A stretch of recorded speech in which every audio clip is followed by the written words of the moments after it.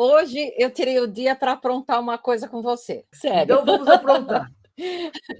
Vamos aprontar. Vamos. Então, sabe, já faz tempo que eu andava matutando no seguinte, no final só eu fico contando as histórias e tal. Só que acho que o pessoal também quer conhecer a Cris de Pascoal. Então, nós vamos inverter hoje o negócio. Eu vou te Olá, legal. entrevistar. Vamos lá. Primeira pergunta, e faz favor de não ser sintética nas suas explicações, tá? Faz Tá bom. favor de ser bem Tá bom. completa. Bom, Tá, porque você, na posição de entrevistada, você tem que fazer o papel direitinho, tá bom? tá certo. Bom, Ok. então vamos lá. Por que e quando você se interessou pela espiritualidade e ou ufologia? Porque eu nem sei se você tem uma história para a espiritualidade e outra história para a ufologia. Então, conte-nos lá daqueles passados, como é que foi que aconteceu que você, de repente, Na assim, real... chegou aqui na espiritualidade e na ufologia? Então, na realidade, eu não cheguei, né? Porque minha família vinha de uma doutrina kardecista, né? Minha família todas, eles são kardecistas, tá? Mas eu não tinha noção nenhuma do que era ufologia, até o dia que eu me deparei, em março de 1988, retornando do meu trabalho, às 11h30 da noite, com um objeto voador não identificado que descia. Eu estava descendo uma rua, né? E eu estava com um carro, e junto estava um amigo, né? Que também trabalhava junto comigo. E nós avistamos esse objeto, paramos em frente ao apartamento que morávamos. Ele morava no segundo andar, eu morava no quarto. E ele era evangélico, né? Eu falei assim, nossa, eu só tinha ouvido falar de disco voador pelas músicas do Raul Seixas, né? Porque na minha época era Raul Seixas que era o grande. Eu falei, nossa, é um disco Ufólogo. voador isso, porque era muito visível, muito claro. Ele girava com luz vermelha alaranjada em volta. E parei dentro do prédio, parei em frente ao prédio, guardei, porque a garagem do meu prédio era fora do prédio. Você tinha que sair da garagem para entrar no prédio, né? E aí eu entrei no prédio, subi as escadas, porque era um prédio de 4 andares. Ele foi para a casa dele, eu fui para a minha, e eu senti uma fonia peculiar no ouvido. Fazia um tipo de um apito. E quando eu olhei para o meu relógio, que eu só tinha, na época tinha rádio relógio ainda, né? Eu sou das antigas, tinha rádio relógio. E eu olhei para o rádio relógio, eu tinha. Chego do trabalho, era às 11h30. Eu olhei, estava 1h30 da manhã. Eu falei, não, tem alguma coisa errada. Meu relógio tinha parado às 11h30. E no meu quarto marcava 1h30 da manhã. O que eu imaginei de imediato? Eu nem imaginei que fosse nada de ET, nada, nada a ver. Nem tinha noção do que era isso. Achei que fosse que havia caído a luz no prédio, que o rádio relógio tivesse parado, alguma coisa do gênero. Mas, estranhamente, essa fonia peculiar foi me acompanhando. Eu comecei a ter sonhos recorrentes com seres muito diferentes. Eu achava, então, pela doutrina kardecistas, que eram seres ovoides, aqueles seres, porque eles tinham a cabeça muito grande, né? Como os nossos amigos aí. E eu achava que eles. Porque pela doutrina espírita, a gente acha que são seres deformados, a gente não acha que. Eu não tinha nenhuma ligação com ufologia. E foi a partir daí que eu comecei a escutar vozes da minha cabeça. Eu achei que eu estava pirando, porque eu sou uma pessoa muito ligada em exatas. E, em conclusão, fui procurar Gilda Moura, que é uma das grandes. Depois de alguns meses, né, quando não obtive resposta do meio Kardec, conversei com um amigo que é da área de psicologia, ele também não tinha respostas.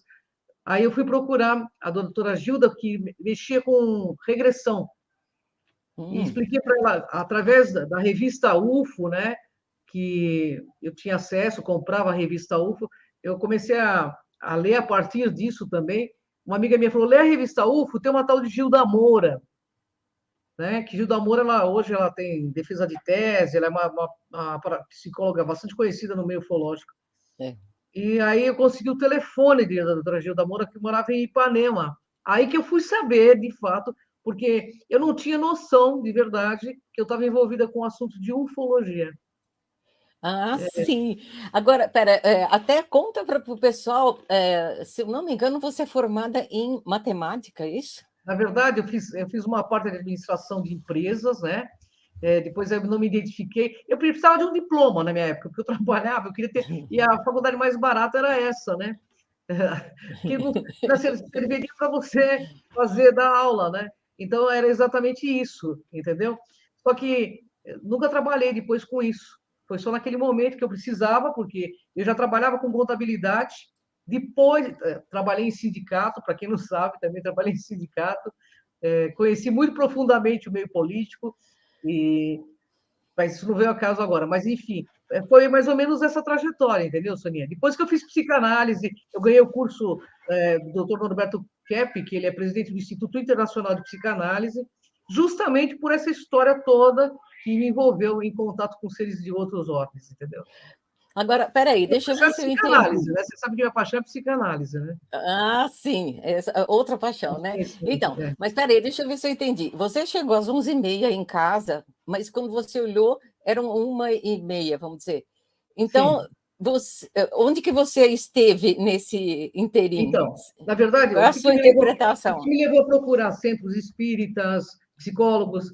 Eu tinha sonhos recorrentes com esses seres, e esses sonhos, para mim, eram muito reais. Tão reais que apareciam marcas, né?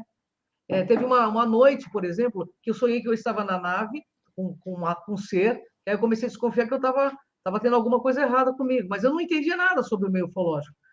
E ele aparecia para mim como se fosse um moço muito bonito, loiro, de olhos claros, muito branco. E a hora que ele passava, que eu, que eu olhava para ele, eu via que ele tinha. Como que chama aquele negócio que o pato tem assim? O pato Aquela não pode colocar membrana?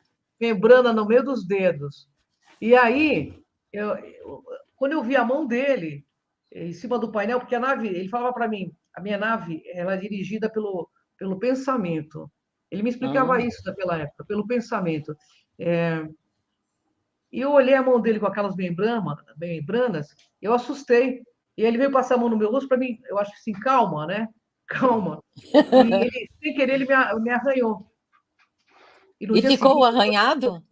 no dia seguinte eu estava com arranhão. Então, eu comecei a desconfiar que tinha alguma coisa muito séria acontecendo. Um outro fato muito curioso que ocorreu comigo, isso foram anos para me levar a compreender que eu estava envolvida com esse tema.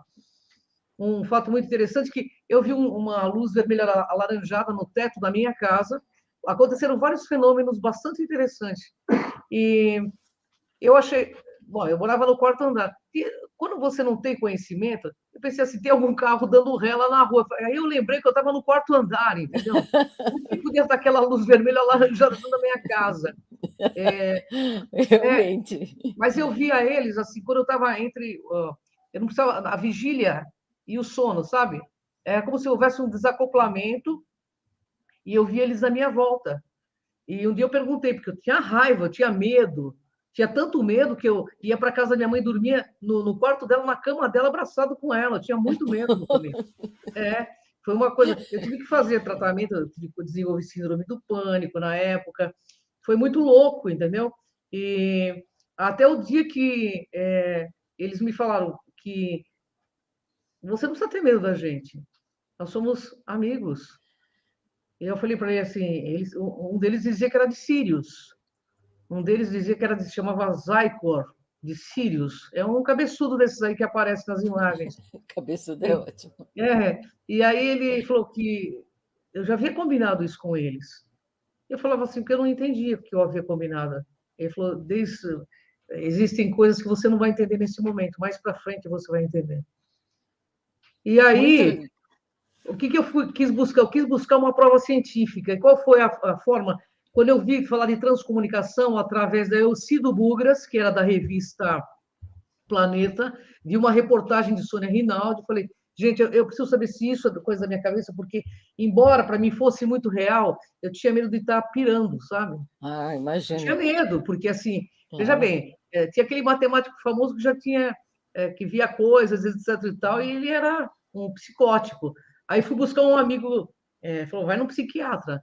Eu falei assim, se contar essas histórias para ele, vai começar a querer me dar remédio, né? Era um risco bem grande. Mas eu fui para desencargo. Aí ele falou para mim assim, olha, é, pode ser uma psicose isso. Eu falei, mas uma psicose você não só ouve dentro da tua cabeça, mas provoca eventos paranormais, etc e tal. Ele falou assim, não, aí você precisaria estudar. Ele falou assim, mas tenta conversar com esse ser. E aí eu conversava mentalmente com esse ser e ouvia uma voz tonitruante dentro da cabeça, aí que eu enlouquecia de vez, entendeu? Ó, gente, isso é uma piração. Aí um amigo meu deu a ideia, ele disse assim, vamos buscar algo para... Tentei buscar o Jevaé, aí foi quando eu busquei Gil da Moura também, porque aí eu queria saber se isso era coisa que... Porque eu não tinha uma prova física, eu só tinha fatos que ocorriam comigo. E aí eu fui buscar negócio de transcomunicação. E logo nesse começo de busca da transcomunicação, que eu comecei a ver os seus vídeos, etc e tal, né? Você tinha algumas coisas, livros. Nossa, eu pirei. Eu falei, gente, eu preciso conhecer essa mulher, Sônia Rinaldi, porque é uma forma de eu saber se isso está acontecendo. Aí quando fui na Gilda Moura, a Gilda Moura falou para mim, nós vamos fazer uma hipnose regressiva com você, para ver o que acontece. Eu fiquei 2 dias hospedada no apartamento da Gilda Moura, em Ipanema, ela me recebeu super bem lá, e ela falou para mim, eu creio que você está tendo alguma experiência com ETs. Ó, eu fiquei com aquela cara de ué, né? Porque imagina, ETs, para falar para era coisa de Raul Seixas, né? Fala de disco voador. Eu falei, você está louca, sério? E aí ela me indicou uma outra aqui em São Paulo, uma outra psicóloga que me ajudou muito, doutora Maria Aparecida, que era amiga dela. E, e aí nós fizemos regressão, e aí na regressão hipnótica, eles gravaram, porque senão eu não ia acreditar. Eu falando que eu tinha medo, que eu não estava tendo contato com seres que eu não sabia quem eram, que eu não sabia o que era aquilo, que eles eram muito diferentes. Mas junto com esse ser, eu via um ser alto, humanoide, bastante humanoide, mas também cabeçudo, que tem assim, nariz pequeno, boca pequena, né? E conclusão.